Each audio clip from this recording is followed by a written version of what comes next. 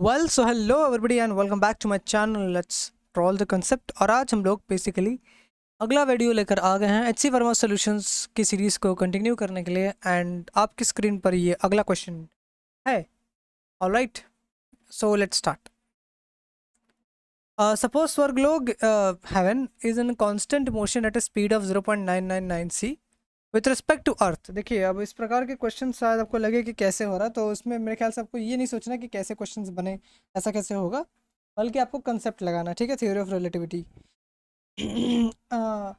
According to earth's frame how much time passes on earth before one day passes on Swargalok, है ना। So what is given to us, velocity हमारे पास दी गई है 0.99 ठीक है। मान लीजिए कि डेल्टा टी टाइम ले रहा है अर्थ पर, ठीक है, and delta T dash time ले रहा है स्वर्गलोक पर। ठीक है, तो as we know that time dilation का फॉर्मूला यहाँ लगेगा।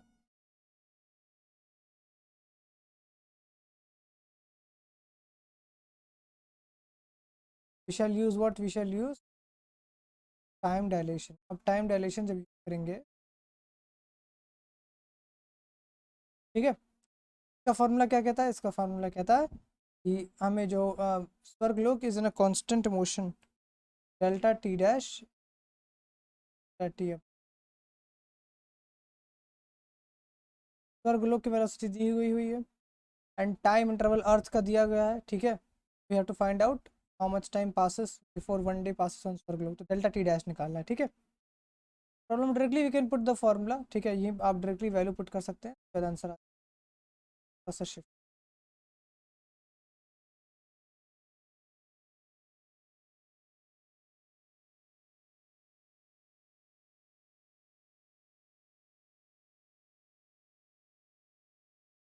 Just a minute.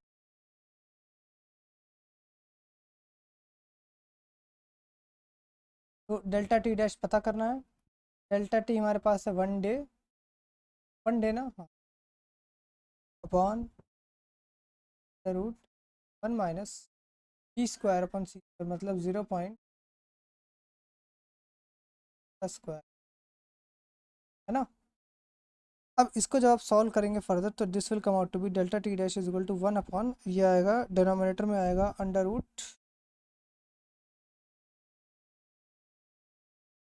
0.001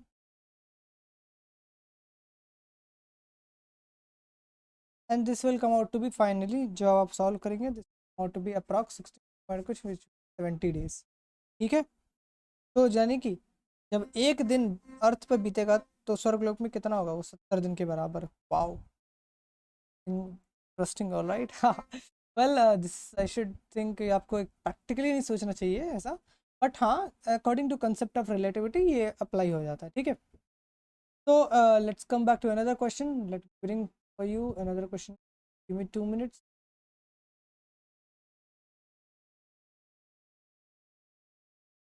एंड पे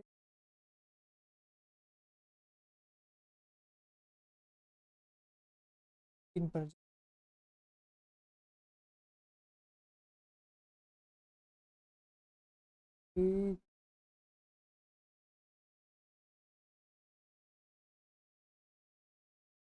हाँ।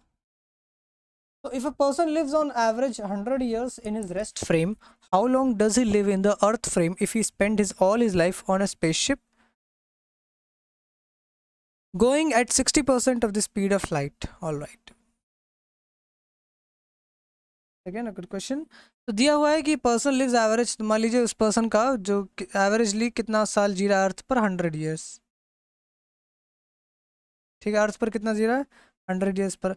इसकी वेलोसिटी है 60% ऑफ लाइट, मतलब 60/100 into C which is comes out to be 0.6 c। ठीक है, so how long does he live in the earth frame if he spends all his life on a spaceship going at a speed of this much? Okay, ठीक है।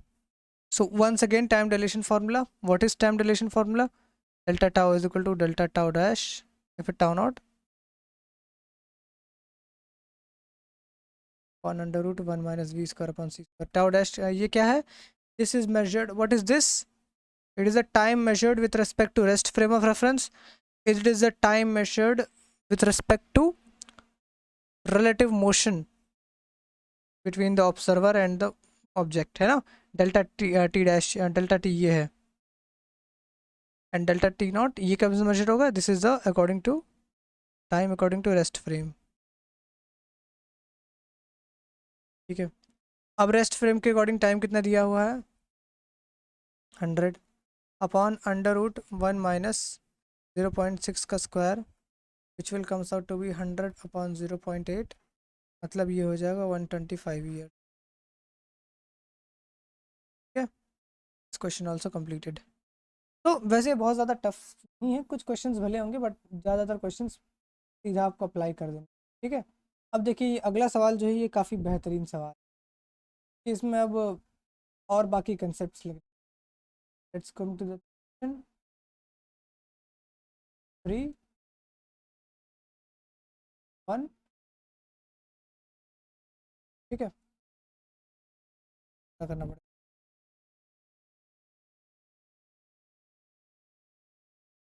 ठीक है, an electric bulb connected to make and break power supply switches off and on every second. Okay, what is the frequency of its switching on and off as seen from a spaceship traveling at a speed of 0.8 c? ठीक है, अब इसमें दो concept लगने वाला है। पहला relativity का, दूसरा अगर आपको फ्रीक्वेंसी और टाइम के बीच रिलेशन पता है। ठीक है, तो जब रेस्ट फ्रेम से देख रहे हैं हम लोग, रेस्ट फ्रेम के परस्पेक्टिव से जो हमारा डेल्टा टी नॉट है that comes out to be 1 second. ठीक है, ऑलराइट, बट और जो वेलोसिटी है that comes out to be 0.8 c। We know that time और फ्रीक्वेंसी के बीच में relation, frequency is equal to 1 upon time period, है ना? This one you know I guess, frequency is equal to 1 upon time period. तो उसी फॉर्मूले को थोड़ा एनहांस कर सकते हैं हम लोग। क्या कर सकते हैं? उसी फॉर्मूले को थोड़ा सा बदल सकते हैं। हाउ? जो हमारा delta tau is equal to T is equal to delta T not upon under root 1 minus we square upon C square है। काम करते हैं, सबका रेसिप्रोकल कर लेते हैं, फिर रिवर्स कर देते हैं। ठीक है, यानी कि 1 upon delta T is equal to 1 upon delta T not to under root 1 minus we square upon C square. ठीक है, अब इसी चीज़ को ये क्या हो जाएगा? ये हो जाएगा F is equal to F not to under root 1 minus we square upon C square. F not rest frame frequency है और एफ क्या है? This is what, rest frame के रेस्पेक्ट से फ्रीक्वेंसी मेजर कर रहे हैं, एंड ये relate frequency measured from moving frame.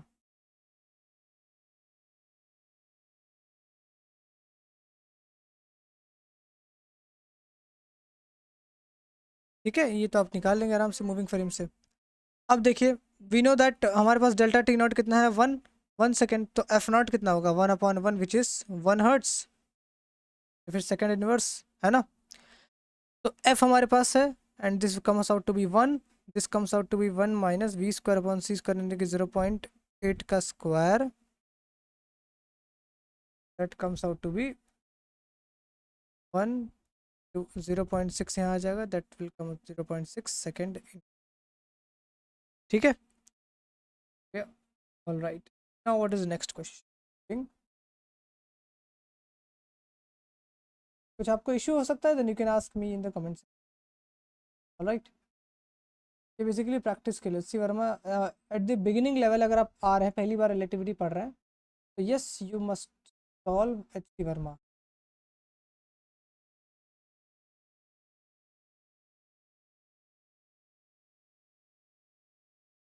और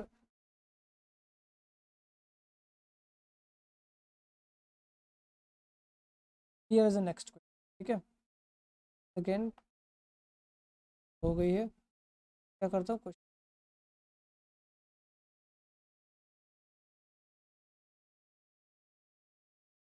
A person traveling with a car at 100 km per hour, fine, finds that his wristwatch agrees with a clock on a tower A. By what amount will his wristwatch lag or lead the clock on another tower B 1000 km from tower A when the car reaches there? So as we know, सबसे पहला जो मैं आपको basic बता देता हूँ यहाँ पर, कि हमारे पास जो ये है स्पीड है दैट इज़ 100 km/h, यानी कि ये रिलेटिविस्टिक स्पीड नहीं है, इसलिए वैल्यू बहुत ही छोटी आने वाली है। ठीक है, जो भी हमें क्या निकाला time interval, it will be very very very very small, but no problem, let's see how to do. Approach हमें देखना है, आंसर से ज़्यादा अप्रोच मैटर कर रहा है यहाँ पर। ठीक है, 100 km/h, क्योंकि इस तरह के क्वेश्चन एग्जामिनेशन में वैसे मुश्किल ही पूछे जाएंगे, स्पेशली जियोमेट्री में। और अगर आपके पास कैलकुलेटर होगा तब तो आप कर ही सकते हैं, उसमें होता है 100 km/h। ठीक है, तो फर्स्ट सबसे पहले देखते हैं कि वो जो पर्सन ट्रैवल कर रहा है टावर ए, जो क्लॉक जब देखता है तो उसके according distance is equal to speed into time. उसके लिए टाइम क्या हो जाता है, डिस्टेंस हो है 1000/100 which is equal to 10 hours. तो उसकी वॉच में टावर ए के अकॉर्डिंग, सॉरी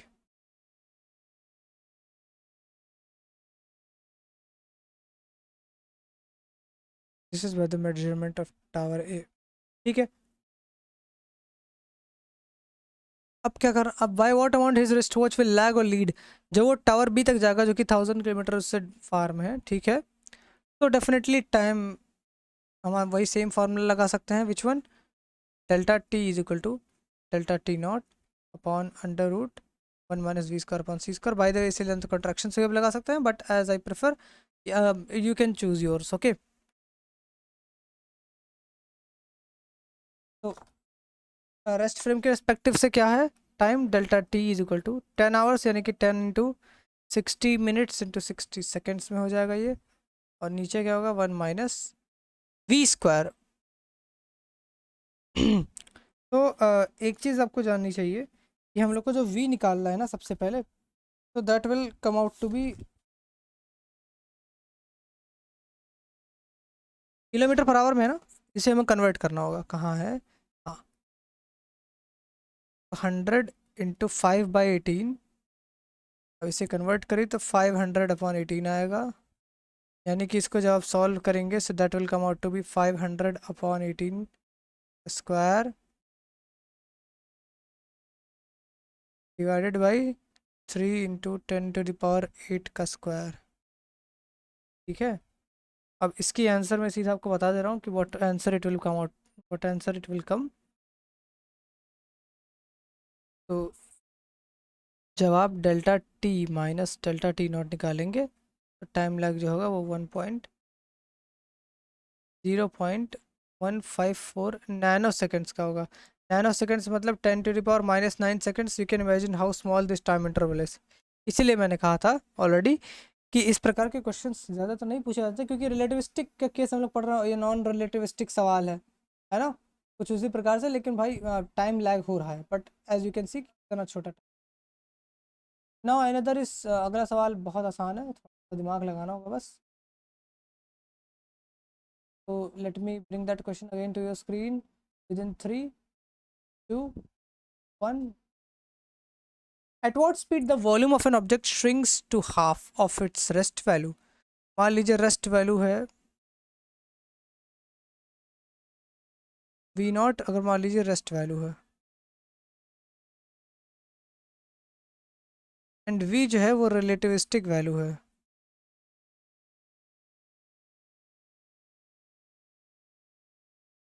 ठीक है, सो इसमें क्या आपको लगा सकते हैं, क्या दिमाग आपको लगा सकते हैं कि एक बेसिक फॉर्मूला है वॉल्यूम कॉन्ट्रैक्शन का, कि that will be v, sorry, v is equal to, मैं यहाँ नहीं लिखता, थोड़ा सा बगल लिख दूँ, v is equal to v0 root 1 - v² upon c²। अब यहाँ से आप देखिए, तो at what speed the volume of an object shrinks to half its rest value. अब half of its rest value मतलब यहाँ v क्या हो जा रहा है, v0/2 हो जा रहा है। ठीक है, तो v0/2 is equal to V not into under root 1 minus we square upon C square, ठीक है। वी नॉट कैंसिल, यहाँ से 1/2 is equal to 1 minus we square upon C square under root में। After that 1/4 squaring on both sides, ठीक है। Then subtract कर देंगे V square upon C square is equal to 1 minus 1/4, यहाँ से V square by C square हो जाएगा 3/4 and then we comes out to be √3/2 C. This could be your, ठीक, आसान है, not that much tough. Now another question, this gonna come, अगला एक relativity.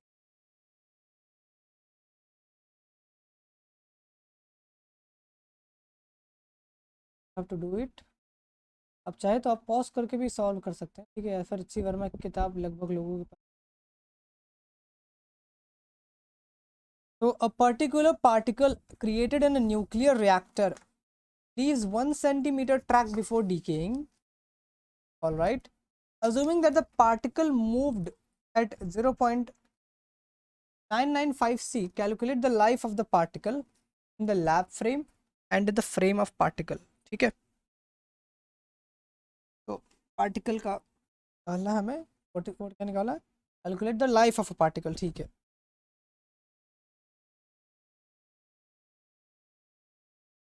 Second आ जाए सवाल, ठीक है। सो डिस्टेंस कितना ट्रैवल किया, 1 centimetre, that is equal to 10⁻⁻² metre. Velocity कितनी थी, 0.995 सी। तो लैब के पर्सपेक्टिव से दो पर्सपेक्टिव हमें पता करना है ना। सबसे पहले फ्रॉम लैब पर्सपेक्टिव या फिर फ्रॉम लैब फ्रेम,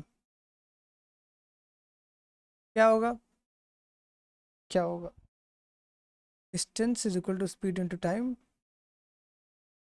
टाइम इसके लिए क्या हो जाएगा, 10⁻², √1 माइनस, इसे फर्दर आप सॉल्व करेंगे जब, तो distance is equal to speed into time हो जाएगा। देन ये जो टाइम आएगा, गलती हो गई, सॉरी, लेंथ कॉन्ट्रैक्शन वाला दिमाग लगा दिया, टाइम डायलेशन वाला। हाँ, डिस्टेंस कितना ट्रैवल किया, 10⁻², स्पीड कितनी है, 0.995 सी, ये टाइम निकलेगा। सॉल्व करेंगे जब, तो इज इक्वल टू 10⁻⁻⁵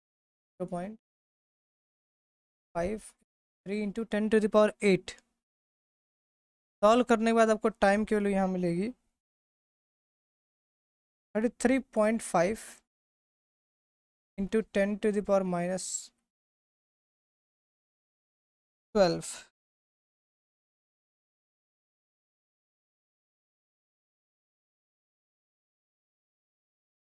या फिर पिको सेकेंड्स में कह सकते हैं, ठीक है। ये तो लैब के पर्सपेक्टिव से हो गया। बी, अब किसके पर्सपेक्टिव से, फ्रॉम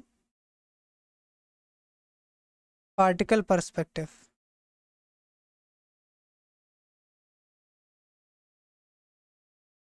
तो यहाँ पर आप दोनों चीज़ें कर सकते हैं, लेंथ कॉन्ट्रैक्शन से भी लगा सकते हैं और टाइम डायलेशन से भी, ठीक है। तो मैं दोनों करके बता देता हूँ। लेंथ कॉन्ट्रैक्शन से आप देखेंगे तो distance is equal to speed into time. Particle के लिए डिस्टेंस कितना हो जाएगा, उसके लिए वो देखिए रिलेटिव क्या, पार्टिकल और जहाँ ट्रैवल कर रहा है उसके बीच में रिलेटिव वेलोसिटी है, जी हाँ, रिलेटिव वेलोसिटी है, that's why length will contract.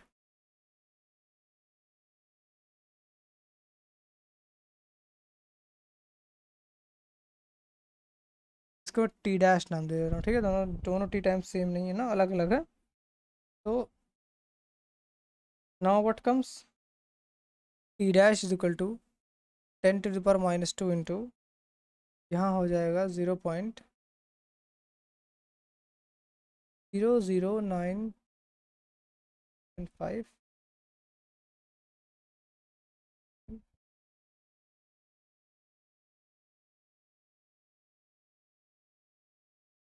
further solving then t dash we will get 3.3 10⁻⁻,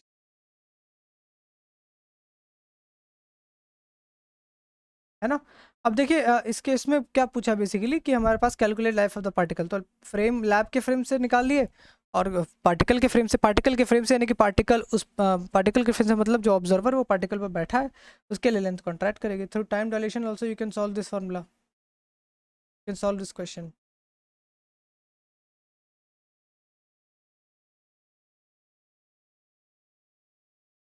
ठीक है, इसे प्रयास करिएगा,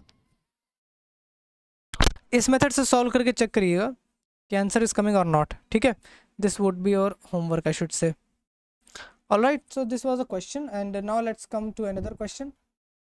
यार 16th, अब हम लोग के पास 17, just 31 2 seconds।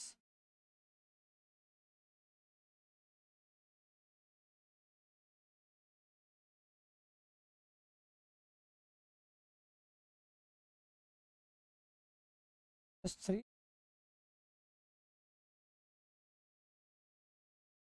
by what fraction does the mass of the spring changes when it is compressed by 1 centimeter? The mass of the spring is 200 gram at its natural length and spring constant is 500 Newton per meter. Fraction does the mass of the spring change? Mass of the spring का fractional change बोला यानी कि change upon original, this we have to find out. All right, no problem, let's see. So again, x is equal to 1 centimeter which is 10 to the power minus 2 meter। ठीक है, mass of spring दिया है 200 kilogram यानी कि 0.2 kilogram and spring constant के है 500 Newton पर metre. All right, ठीक है, न्यूटन पर मीटर हमारे पास दिया। अब देखिएगा कि let's go for conservation of energy.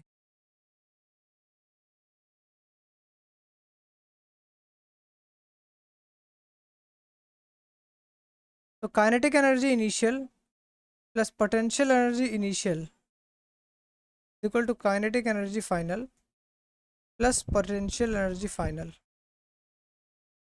And if you know better than we are not having any potential energy right now, क्योंकि कोई भी हाइट पे काम नहीं हो रहा है। It is all the motion is happening in a but horizontal motion हो रहा है, इसकी वजह से सिर्फ काइनेटिक एनर्जी।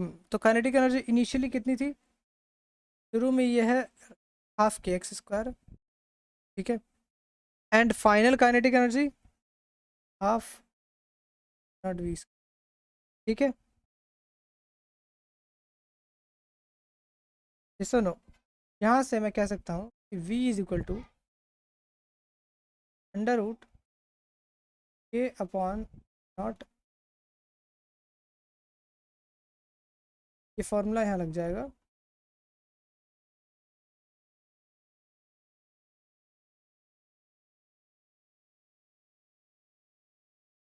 तो v की वैल्यू कितनी आ गई? अब इससे v की वैल्यू पुट करिए, 500 one 0.2 into 10 to the power minus 4। so from here velocity comes out to be no not 4 not 4, root में रहेगा। ठीक है, सो वेलोसिटी कितनी हो जाएगी यहाँ पर? 0.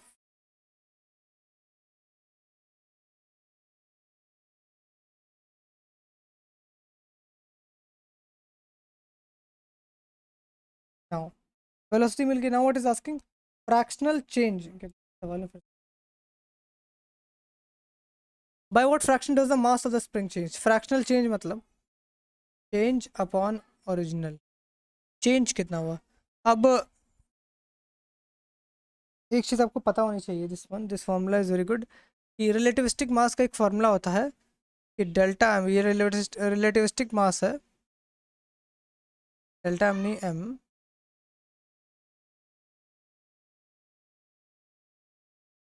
Am not upon root 1 minus we square by सी। ये फार्मूला आपको याद करो। ठीक है, रिलेटिविस्टिक मास है एम और ये रेस्ट मास है, पढ़ा होगा आपने अब तो। सो इसकी जगह मैं लिख सकता हूँ N not upon root 1 minus we square by C square minus am not. यहाँ से मैं कह सकता हूँ M not into 1 minus under root 1 upon V square by C square minus 1 ठीक है। Now if I say I should say this कि here v is very very very less than c। ठीक है, क्योंकि देखिए very very less than C, जब high speed और high speed velocities की बात करते हैं तो वो लाइट के स्पीड से कंपेरेबल होनी चाहिए। अब 100 हज़ार 10,000 ये सारी चीज़ें लाइट से कंपेरिजन रियली नहीं हो पाती हैं। ठीक है, तो यहाँ से बायनोमियल सॉरी यहाँ से बायनोमियल एक्सप्रेशन को आप खोल सकते हैं and this will come out to be ये ये ये जो पूरा टर्म है जब ऊपर जाएगा, this will come out to be 1 plus V square upon C square 2 minus 1 dot dot dot, बाकी सारी वैल्यूज और छोटे होते जाएंगे। तो that's why what should we do, पहला ये वैल्यूज, पहला 3 वैल्यूज लेंगे। I am not into 1 upon sorry 1 plus V square upon 2c² minus 1। ठीक है, तो -1 से -1 कैंसिल हो गया। यहाँ से हम कह सकते हैं कि delta m upon m not is equal to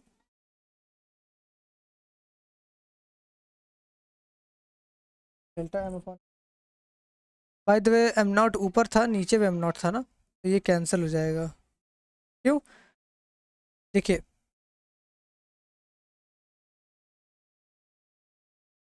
m की वैल्यू तो हमने आ गई ना। डेल्टा m क्या है कि ये relativistic minus original upon original है, या अपॉन ओरिजिनल भी होना चाहिए तभी। तो this will comes out to be V square upon 2c। अब we square upon 2c square ना, इसमें वैल्यू जब आप पुट करेंगे तो आपको अपने आप आपका फ्रैक्शनल चेंज इन मास पता चल जाए। ठीक है, this was your this question. अब आते हैं हम लोग अगले सवाल पर।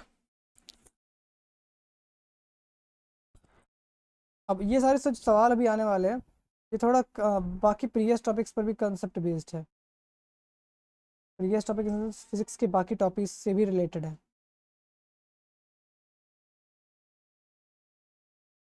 तो let's go for next question.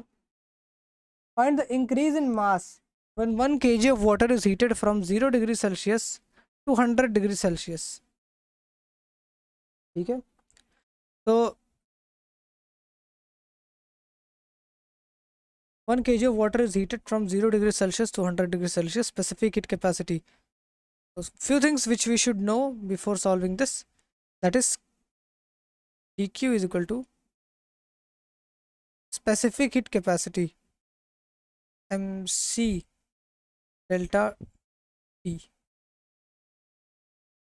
ये स्पेसिफिक हीट कैपेसिटी का फॉर्मूला होता है। ठीक है, तो heat energy required to raise a body's temperature of 1 gram by 1 degree Celsius is called specific heat capacity. ठीक है, तो ये हो गया from here. Now let's solve, या फिर हम इसको ऐसे भी लिख सकते हैं Q is equal to M C delta T. ठीक है, अब देखिए Q is equal to M है मास, मास कितना 1, टी कितना है 3 × 10⁸, डेल्टा टी कितना है 100 डिग्री सेल्सियस है, बट हम लोग 100 डिग्री सेल्सियस ना लेकर तो केल्विन में कन्वर्ट करेंगे।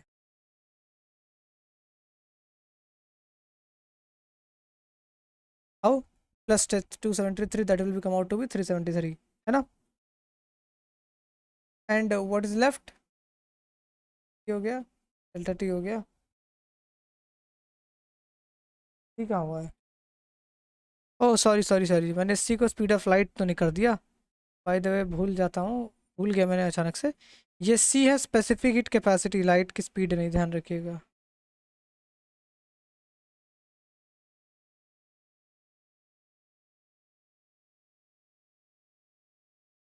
Now what shall we do, into 4200। ठीक है, अब यहाँ से क्यू की वैल्यू आई है 1566600 जूल्स। ये तो वैल्यू हो गई क्यू की। Increase in mass, find increase in mass. Mass पहले कितना था, मास अब कब है, ये दोनों बताना है।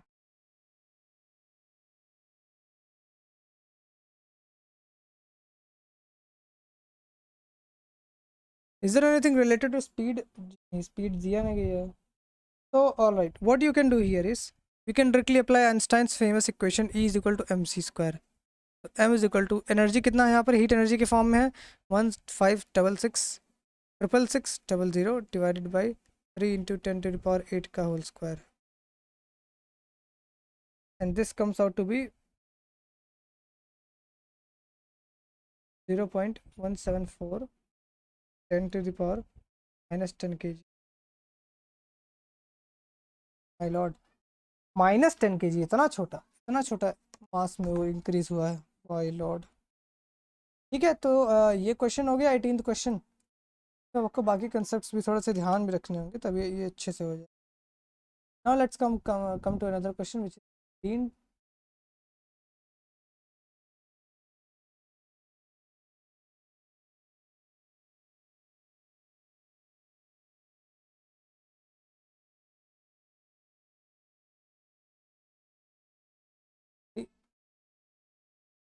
paste that questions. Let me bring within 3, 2, 1 and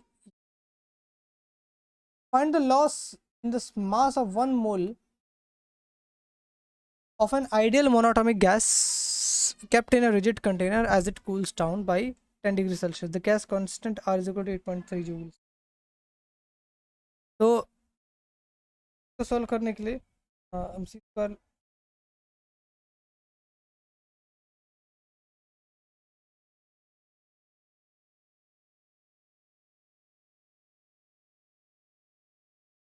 energy possessed by monatomic gas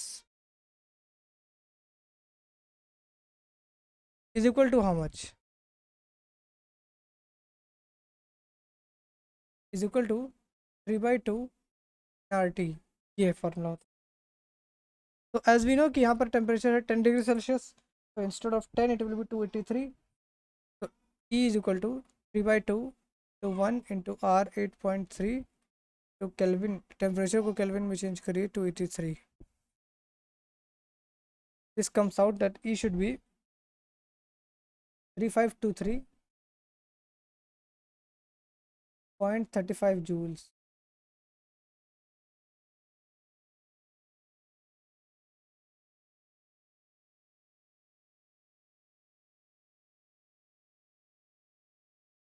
इसको फर्दर सॉल्व करके आप देख सकते हैं. ठीक है, so this comes out to be energy. Now again find the loss in mass. We have to find the loss in mass. तो again we can use the same formula. अभी जो फेमस इक्वेशन है ना, is equal to mc square, यहाँ m जो है वो rest mass नहीं है, वो रिलेटिविस्टिक मास है. ठीक है, रिलेटिविस्टिक मास मतलब उसमें फार्मूला ये वाला टर्म रहेगा √1 - v²/c². यहाँ से हम कैसे कह सकते हैं m is equal to 3.35 divided by c.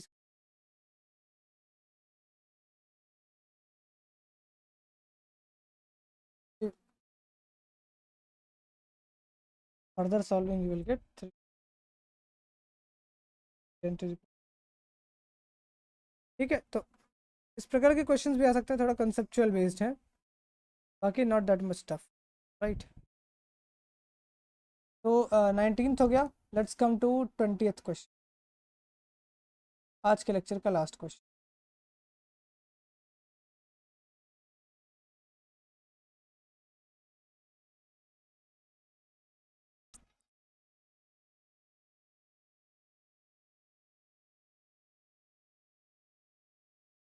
तो here is a question and अब आपको लगाना है आपका दिमाग.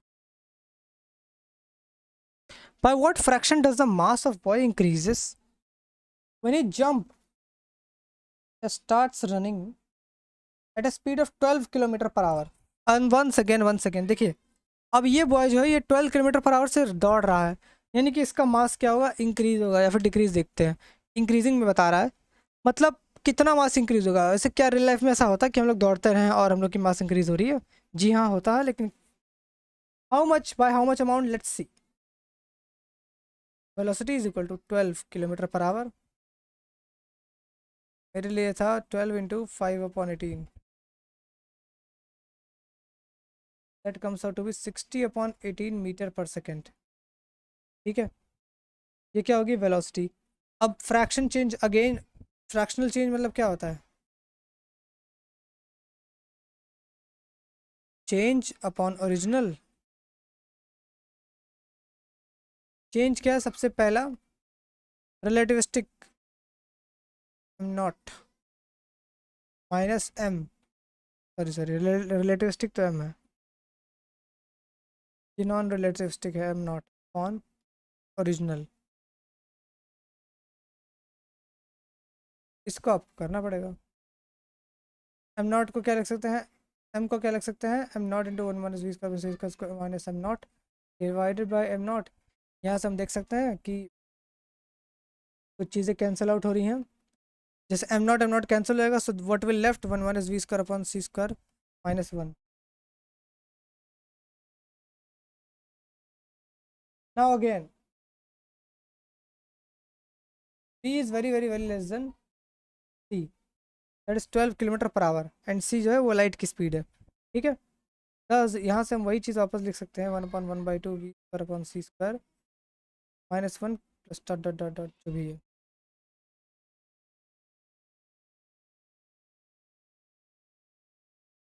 कैंसिल होकर बचेगा v square upon C square, will come out to delta m naught, ठीक है।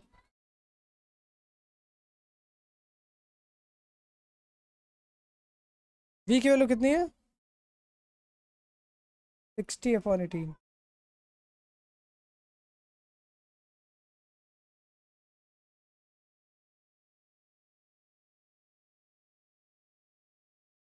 राइट। तो सी स्क्वायर, अब इसको फर्दर सॉल्व करने बस 0.10 to the power minus, how Einstein prepared this relativity sometimes I really cannot understand, or you might also be.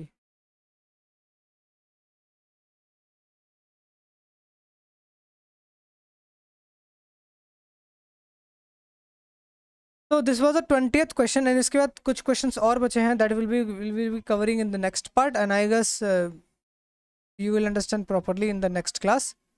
In today's class we had discussed at least 10 questions of HC Verma, and now it's gonna end of the lecture. So अगर आपने यहाँ तक video देखा है और आपको कुछ समझ में ना आया हो, then you can ask in comment section, no problem, or else you can mail me directly from in मेरे email में about में है, and if you had watched this video till now, there's a small thing I need to tell you. Thank you for watching.